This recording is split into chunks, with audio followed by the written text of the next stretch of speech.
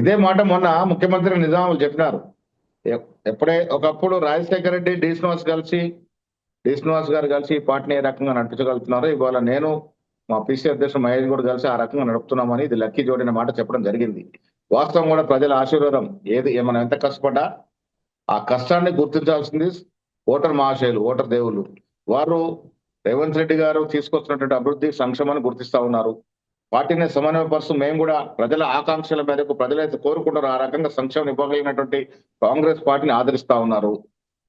Waste జాలకు పోకుండా ప్రజల ఆకాంక్షకు అనుగుణంగా పనిచేయాలనే నేను గాని ముఖ్యమంత్రి గారు ఒక నిర్ణయానికి వచ్చినాం. అందుకే అందరిని సమన్వయపరుచుకుంటూ ప్రజలకు కావాల్సింది ప్రజలకు ఇస్తూ పరిపాలన సాగుతుంది. కాబట్టి ఇవాళ ఏ రాష్ట్రంలో రానంటే రిజల్ట్స్ ఇవాళ కాంగ్రెస్ పేదలు వస్తా ఉన్నాయి. మీరు చెప్పినట్టుగా ఎన్నికల నాటికి మేము 63 సీట్లను గెలిచాం ఆనాటి పరిస్థితుల దృష్ట్యా.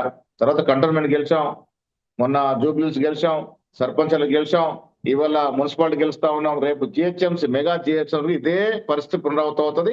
అక్కడ కూడా 80% పైగా కార్పొరేట్ సీట్ గెలుపుతాం, మేయర్ సీటు కైవసం చేసుకుంటాం.